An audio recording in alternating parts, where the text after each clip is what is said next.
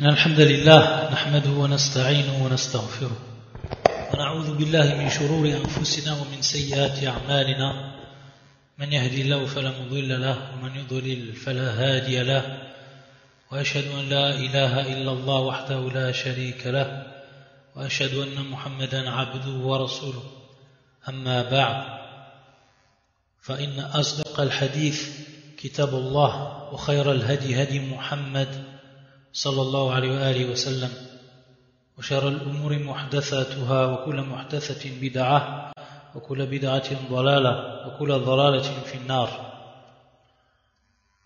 Donc nous continuons bi'idhnillah, bi'awnillah azza wa jal,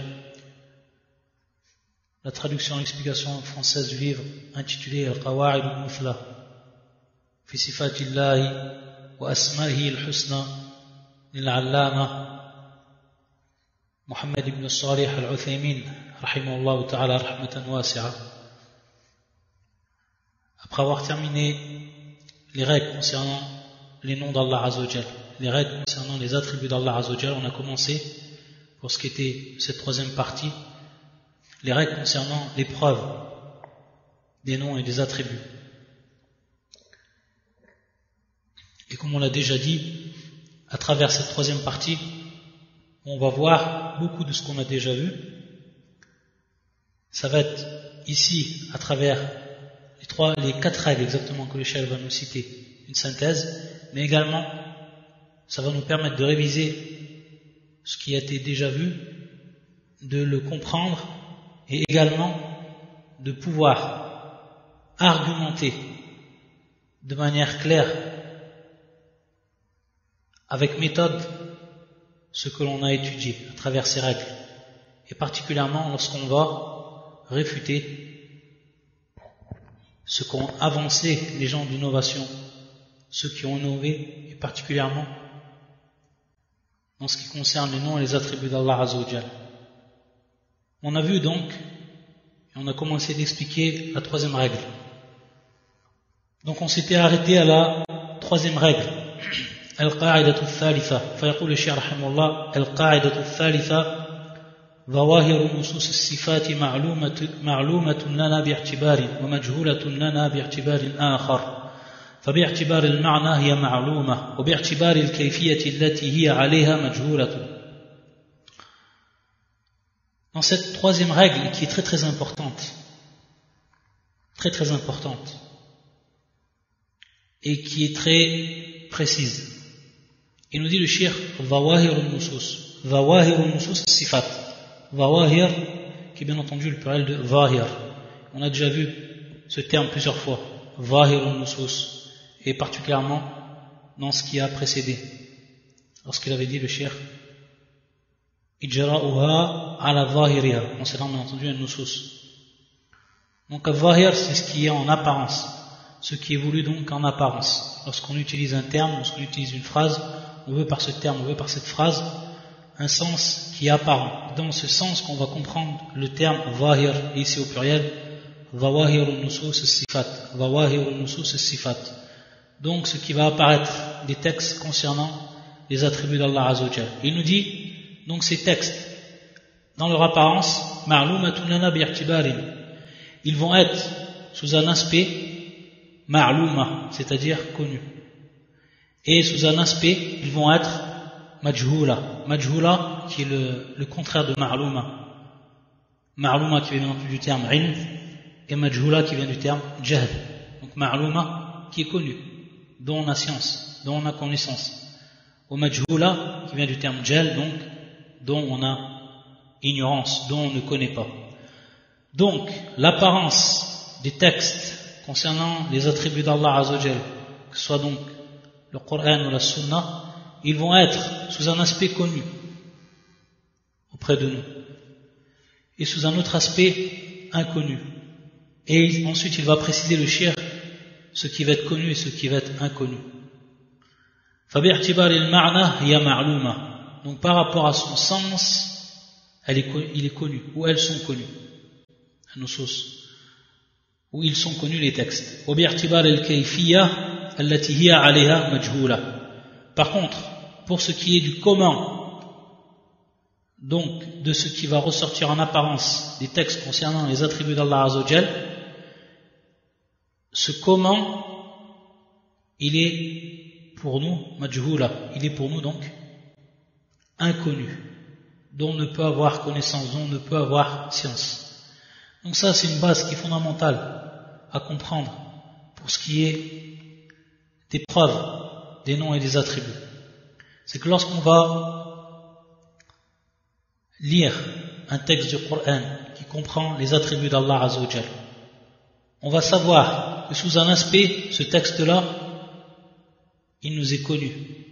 Et cet aspect-là, c'est le ma'na, le sens. Par contre, sous un autre aspect, il nous est inconnu. Et cet aspect-là, c'est al-kayfiyya, c'est le comment, donc, de ces attributs, ou des textes, de l'apparence des textes qui contiennent les attributs d'Allah Azza wa Jal. يقول الشيخ وقد دل على ذلك السمع والعقل.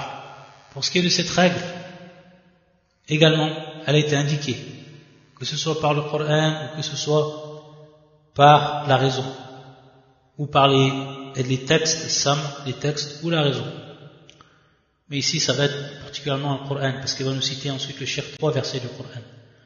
فيقول أما السمع فمنه قوله تعالى كتاب أنزلناه إليك مبارك ليدبروا آياته وليتذكر أولو الألباب. وقوله تعالى إنا جعلناه قرآنا عربيا لعلكم تعقلون. وقوله جل ذكره وأنزلنا إليك الذكر لتبين للناس ما نزل إليهم ولعلهم يتفكرون. Pour ce qui est donc du premier verset, voici un livre béni que nous avons fait descendre vers toi afin qu'il médite sur ces versets et que les doués d'intelligence réfléchissent. Ça c'est le premier verset. Ensuite, le deuxième verset, nous en avons fait un Coran arabe afin que vous raisonniez. Et ensuite, le troisième verset, nous avons fait descendre sur toi le rappel, la dhikr, ici bien entendu le Coran, pour que tu exposes clairement aux gens ce qu'on a fait descendre pour eux, et afin qu'ils réfléchissent. Comment on va comprendre ces versets? Wajul istidlal, l'aspect argumentatif de ces versets. Wajul istidlal. Premièrement, il nous dit le shir وتدبر لا يكون إلا فيما يمكن الوصول إلى فهمه ليتذكر الإنسان بما فهمه منه. Ça c'est le premier aspect argumentatif, c'est-à-dire que dans ces versets on s'aperçoit de manière claire et nette qu'Allah Azza wa Jal nous ordonne ليتدبروا, également لعلكم تعقلون, également ولعلهم يتفكرون. Donc tous ces termes qui sont employés, ils nous appellent à méditer sur les versets du Coran, à réfléchir sur les versets du Coran. Et on voit que dans le premier verset, à la fin du premier verset, وَلِيَتَذَكَّرَ أُولُو الْأَلْبَابِ, pour que se rappellent les gens doués d'intelligence, ceux qui réfléchissent, ceux qui sont doués d'intelligence. Donc il nous dit le shir, at-tadabbur, donc le fait de réfléchir, méditer sur les versets du Coran, la yakunu illa fima yumkinu al-wusulu ila fahmi, c'est-à-dire ça va être à partir uniquement de ce que l'on peut parvenir, de ce dont on peut parvenir à sa compréhension, il a fahmi. Donc des textes qui vont être clairs par rapport à leur sens, pour qu'on puisse réfléchir. Et afin que l'homme donc se rappelle, d'après ce qu'il aura compris de ces textes-là. Donc il faut qu'il y ait un sens qui soit clair, pour qu'ensuite il puisse réfléchir.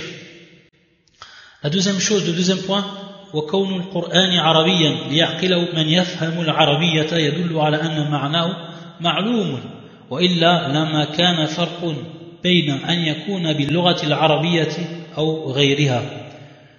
Donc il nous dit le cheikh, la deuxième argumentation ici, c'est comme on a vu dans les versets du Coran, إنا جعلناه قرآنا عربيا لعلكم تعقلون. Ça c'était pour le deuxième verset. Et on a vu d'autres versets dans le même sens, auparavant, dans le cours précédent. Nous en avons fait un Coran arabe afin que vous raisonniez. Donc c'est un Coran qui est en langue arabe, afin que les gens donc comprennent de manière claire ce qu'indiquent les textes. Et plus précisément les textes propres aux attributs d'Allah Azza wa Jal. Donc pourquoi Allah Azza wa Jal l'a fait descendre en langue arabe? Pour que ça soit clair pour les gens, et pour qu'il n'y ait aucune ambiguïté, et pour que ce soit des versets donc qui soient plus explicites. Donc, automatiquement, il faut qu'il y ait un sens qui est clair. Sinon, comme il nous dit le shir, il n'y aurait eu aucune différence de le faire descendre dans la langue arabe ou alors dans une autre langue. Si Allah Azza wa Jal, il a choisi de par sa sagesse que son Coran il soit en langue arabe, c'est bel et bien ici on en voit la raison dans ce verset la'allakum ta'qilun, que vous donc raisonniez, que vous réfléchissez, que vous méditez, que vous contemplez les sens des versets du Coran, donc des sens qui sont bel et bien présents et qui sont clairs. La troisième chose qu'il nous dit le cheikh, wa bayan an-nabi sallallahu alayhi wa sallam al-Qur'an lin-nasi shamilatun aw shamilun li bayan lafzihi wa bayan ma'nahu. Donc il nous dit le cheikh également, comme dans le dernier des versets, et vers toi nous avons fait descendre le Coran pour que tu exposes clairement aux gens ce qu'on a fait descendre pour eux, qu'ils réfléchissent. Donc, dans le dernier des versets qu'il a cité le cheikh, on s'aperçoit que l'éclaircissement que nous a donné le prophète sallallahu alayhi wa sallam à propos du Coran qu'il a donné donc aux gens comprend, yani shamil, il comprend aussi bien la mise en évidence de ces termes, donc al-lafz, et également la mise en évidence de son sens, al-ma'na. Donc il comprend al-lafz ou al-ma'na. Le prophète sallallahu alayhi wa sallam, il a mis en évidence et il a expliqué aux gens le Coran sous ces deux aspects, al-lafz et al-ma'na. Ça c'est la troisième argumentation. Donc on s'aperçoit bel et bien, d'après ce que nous a cité le cheikh, d'après ces textes du Coran, que les textes qui sont en relation avec les attributs d'Allah Azza wa Jal, ils nous sont connus quant à leur sens. Quant à leur sens. Bi'irtibar al-ma'na. Ensuite il va nous dire le cheikh, wa amma al-aql. Wa amma al-aql. Deuxième type d'argumentation, deuxième méthode d'argumentation qui est le raisonnement, notre propre raisonnement. Bien entendu, si le cheikh il va mettre en évidence cette règle, et si on dit qu'elle est précise, elle est très importante, c'est qu'on va, à partir de cela, après donc avoir édifié cette règle, l'avoir expliquée, et en donnant les preuves du Coran, et en donnant les preuves également de notre propre raisonnement, on va réfuter ici un madhab que beaucoup de gens ne connaissent pas de par son nom, ou alors que beaucoup de gens ne connaissent pas de par ce qui en réalité l'indique, qu'il induit et qu'il a induit en erreur beaucoup de musulmans, et qui est en réalité un madhab qui est très vicieux, ayadan billah. Donc le fait d'insister sur cette règle-là, et de l'expliquer mot à mot, et de l'édifier clairement, et que ce soit clair dans nos esprits, c'est pour ensuite réfuter ce que le cheikh va nous citer en rappelant ce madhab qui s'appelle, comme on le verra, madhab al-mufawwidah. Ensuite le cheikh dit wa amma al-aql fali'anna min al-muhali an yunzila Allah ta'ala kitaban aw yatakallama rasuluhu sallallahu alayhi wa sallam bi kalamin yuqsadu bi hadha al-kitab wa hadha al-kalam an yakuna hidayatan lil khalq. ويبقى في أعظم الأمور وأشدها ضرورة مجهول المعنى بمنزلة الحروف الهجائية التي لا يفهم منها شيء لأن ذلك من السفه الذي تأباه حكمة الله تعالى وقد قال الله تعالى عن كتابه كتاب أحكمت آياته ثم فصلت من لدن حكيم خبير. Donc, de par notre raisonnement, il nous dit le cheikh que c'est strictement impossible. On ne peut raisonner cela. C'est contraire au raisonnement sain. Donc, il est strictement impossible qu'Allah Azza wa Jal fasse descendre un livre, ou alors que son envoyé parle, et que de par ses paroles, donc, soit les paroles d'Allah dans son Coran, ou alors les paroles du prophète sallallahu alayhi wa sallam qui a transmis de son Seigneur, alors que l'on veut, à travers bien entendu ces textes ou ces paroles d'Allah et de son prophète, que l'on veut al-hidayah, que l'on veut donc la guidance, dont le but est la guidance des gens, hidayatan lil khalq.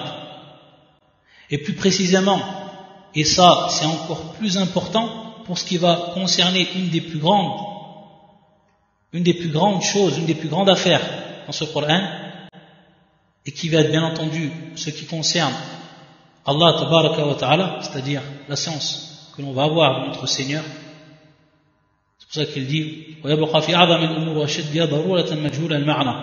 c'est-à-dire que pour ce qui est du tawhid, on va dire le tawhid de façon générale, c'est-à-dire la connaissance d'Allah Azza wa Jal à travers son tawhid, soit donc tawhid al-rububiyya ou al-uluhiyya ou al-asma ou al-sifat, pour être encore plus général ici, pour ce qui rentre dans al-maqsoud, ce qui est voulu par le shir ici, c'est que encore pour ce qui est de ces textes-là qui sont donc des plus importants, qu'on ne puisse affirmer, donc on ne puisse affirmer à partir de tout ce qu'on a cité, que al-ma'na, que le sens, il soit majhoul, qu'il soit donc inconnu.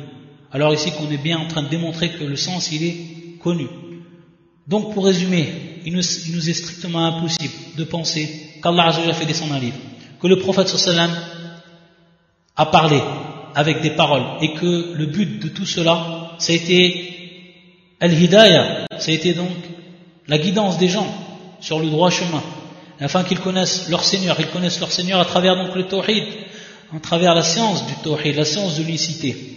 Que l'on puisse dire à partir de ces textes-là, ou que l'on dise à propos de ces textes-là, que leur sens majhoul, c'est-à-dire que leur sens il soit pas connu, qu'on ne puisse connaître le sens réel de ces textes-là. Et bien entendu, ce qui va être voulu par les gens d'innovation, les textes concernant les sifat, les textes concernant les attributs d'Allah Azza wa Jalla. Et il va nous rapporter, et il va nous dire, le shir, bien entendu, que ça ferait partie de min-safa, de l'idiotie donc, et c'est une chose dont la sagesse d'Allah Azza wa Jalla ne peut accepter, alors qu'Allah Azza wa Jalla lui-même il est dit dans son livre Kitabun uhkimat ayatuhu thumma fussilat min ladun hakimin khabir. C'est un livre dont les versets sont parfaits en style et en sens, émanant d'un sage parfaitement connaisseur. Allah Azza wa Jalla, comment il met en évidence et comment il décrit les versets de son livre, subhanahu wa ta'ala. Donc c'est strictement impossible que l'on puisse penser que les textes, et plus précisément les textes concernant les attributs d'Allah Azza wa Jalla, soient de la même valeur que des lettres de l'alphabet qui auraient été écrites sans même qu'il y ait un sens, sans même que l'on puisse comprendre de ces lettres-là un sens. Donc c'est strictement, de par notre raison, strictement impossible à penser. Et il nous dit le shir, Hadi dilalatu sam'i wal aql ala ilmina bima'ani nusus as-sifat. Donc ici ce sont des preuves qui viennent, une argumentation qui vient de mettre en place, qui vient de démontrer le shir, qui vient d'exposer le shir, rahimahullah, concernant donc notre raison et concernant avant cela bien entendu les textes même du Coran, qui nous prouvent que notre science est bel et bien présente ici, notre science concernant nusus as-sifat, les textes concernant les attributs d'Allah Azza wa Jalla. Donc, tout ce qui a été dit ici, c'est pour prouver de manière claire que les textes du Coran, de façon générale, et plus précisément les textes concernant les attributs d'Allah Azza wa Jalla, leur sens, il nous est connu. Leur sens, le marna, il nous est bel et bien connu. Ensuite, il nous dit le shir, وَأَمَّا دِلَالَتُهُمَا عَلَى جَهْلِنَا لَهَا بِاعْتِبَارِ الْكَيْفِيَّةِ فَقَدْ سَبَقَ فِي الْقَاعِدَةِ السَّادِسَةِ مِنْ قَوَاعِدِ الصِّفَاتِ.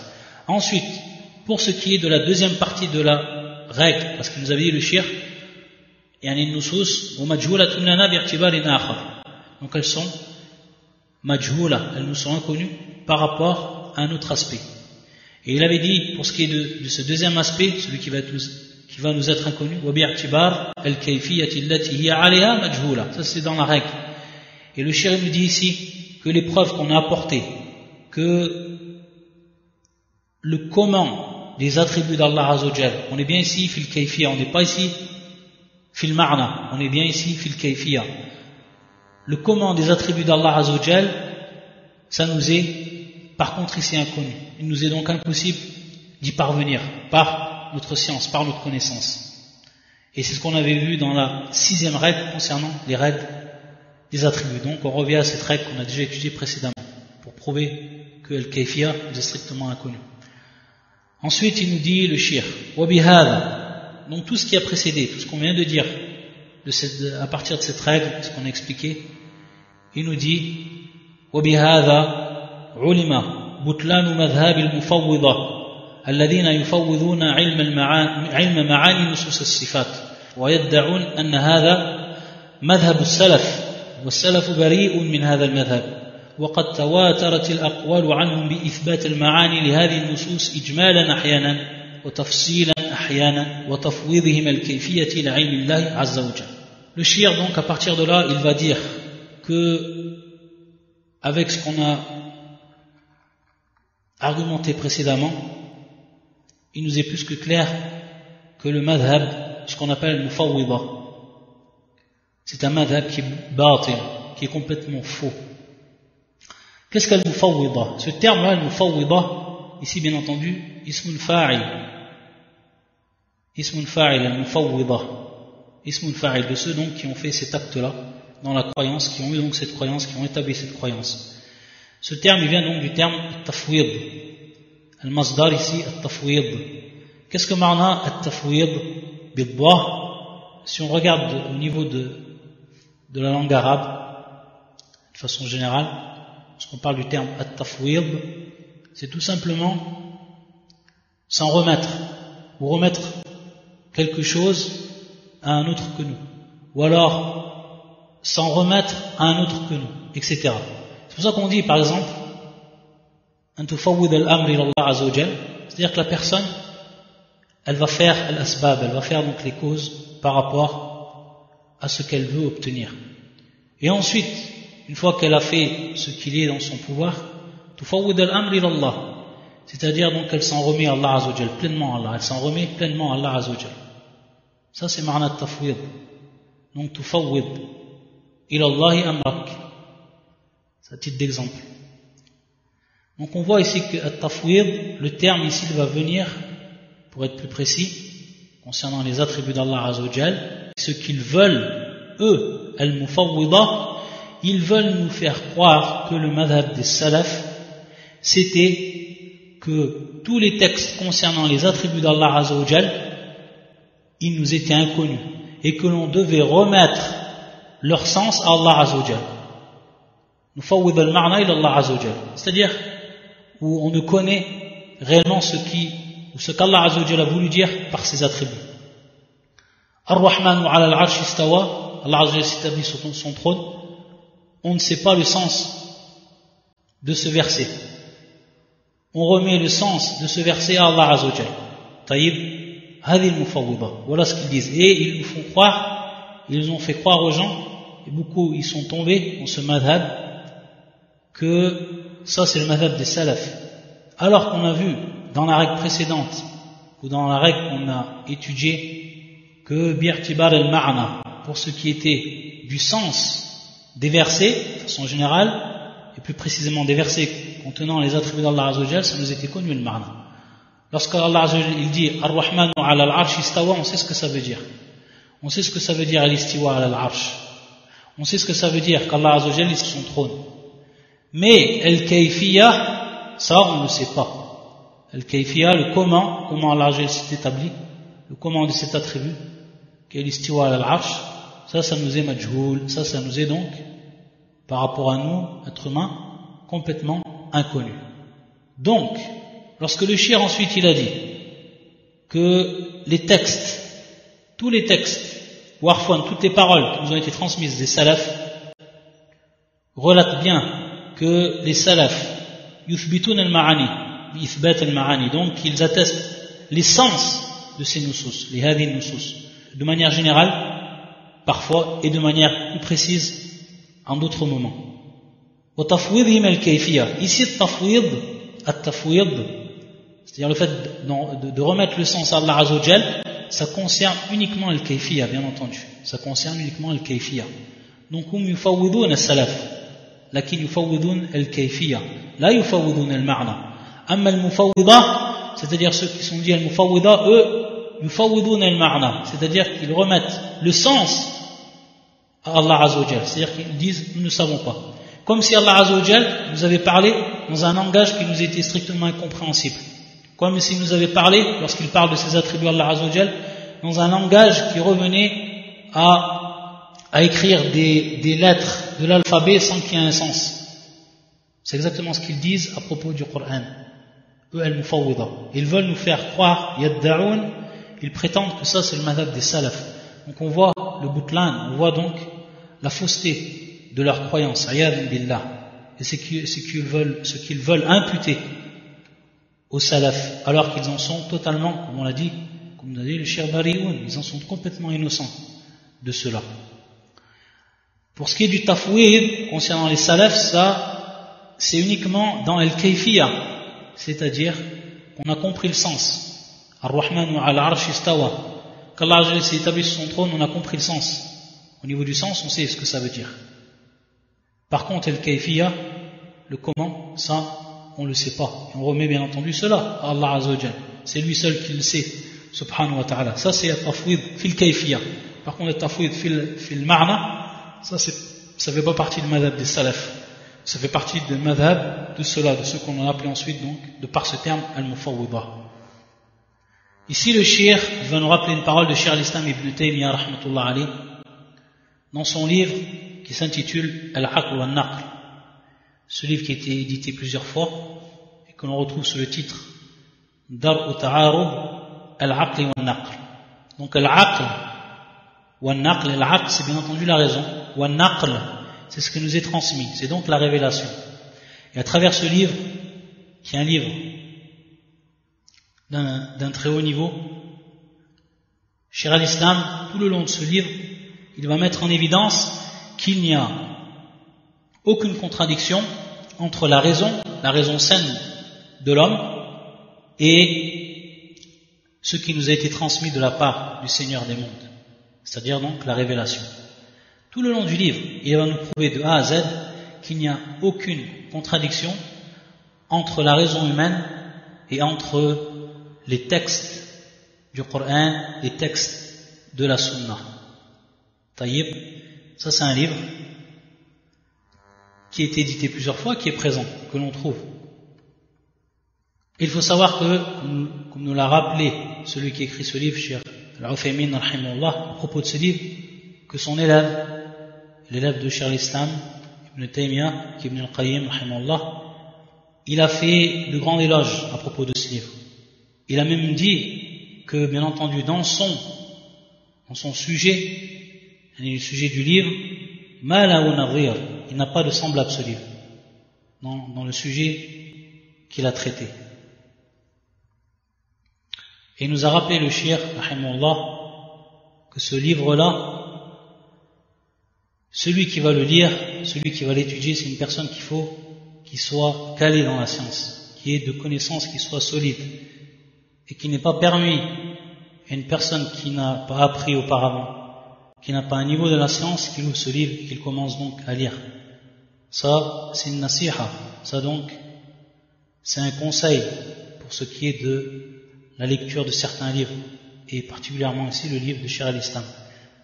Il va prendre uniquement une parole du shir qui va lui réfuter le madhab de al-Mufawwida, et qui va mettre également, lui, rahimahullah, en évidence le danger de ce madhab, et que c'est un madhab qui va impliquer des choses qui font rentrer dans le kufr, yani la mécréance même.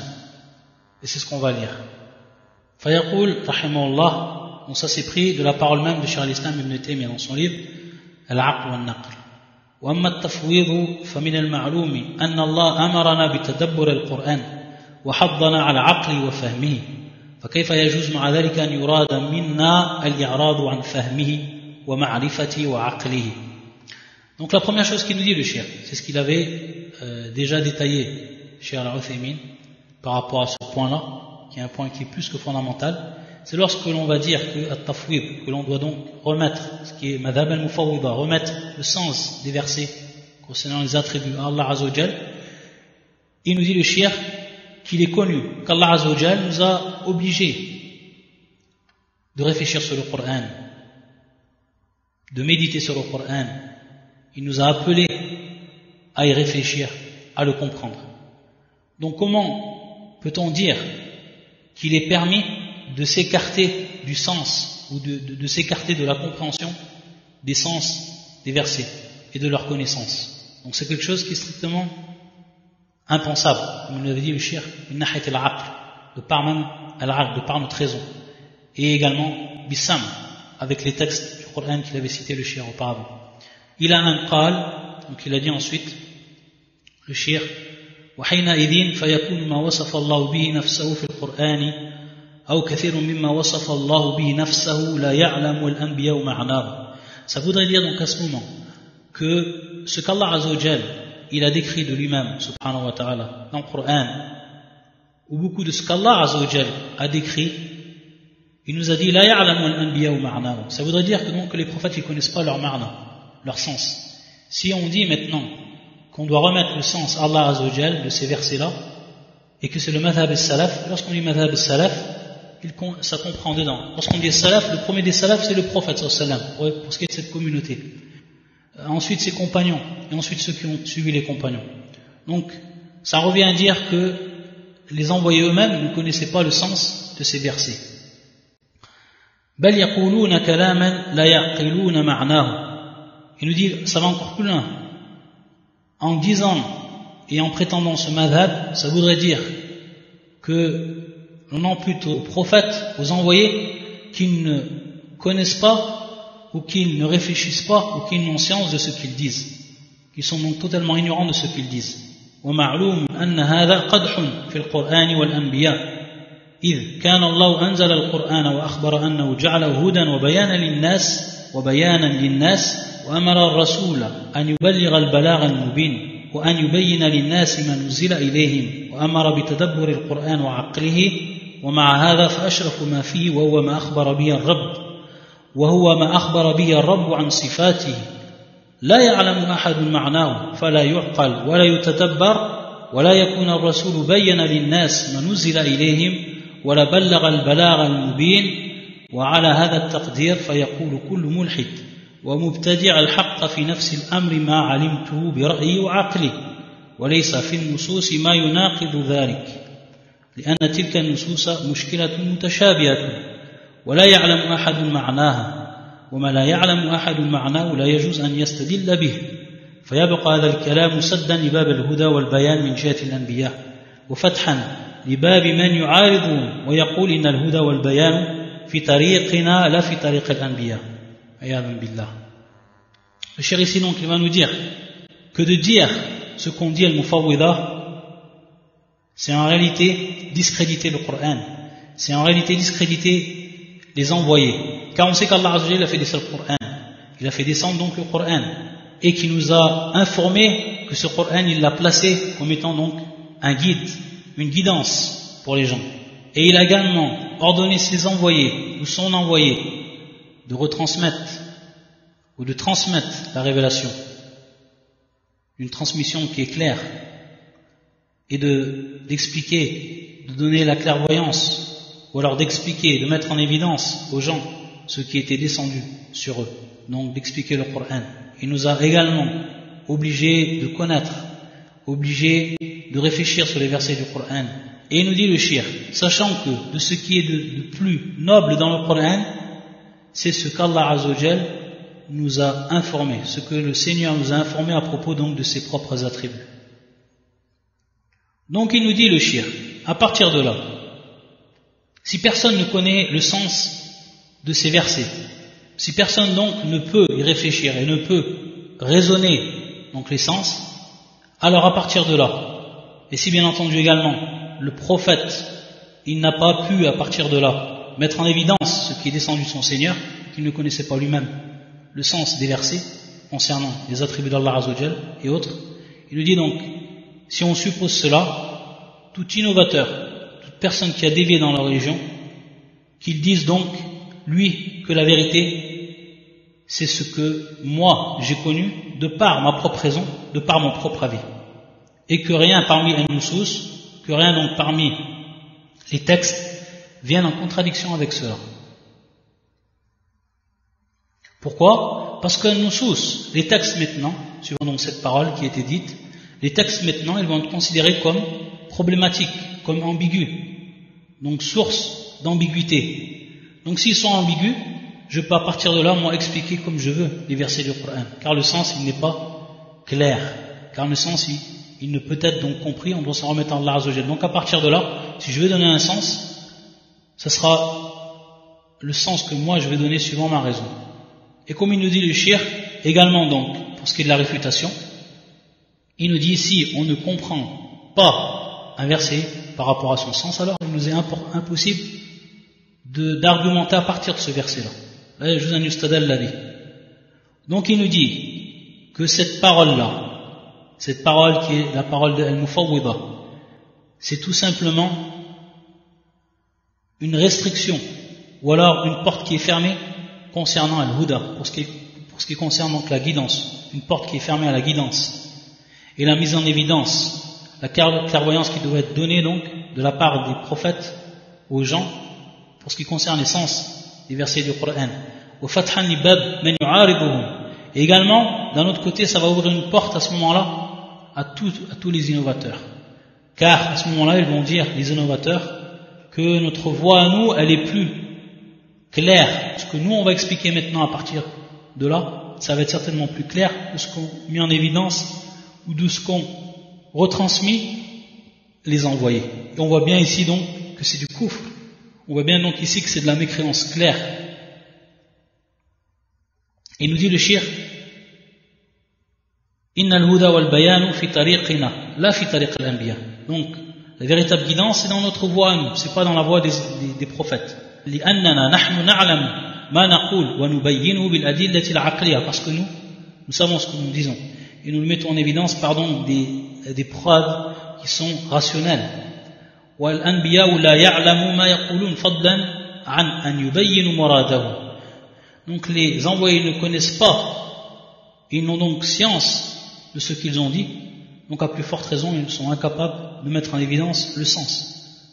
فتبين أن قول أهل التفويض الذين يزعمون أنهم متبعون للسنة والسلف من شر أقوال أهل البدع والإلحاد.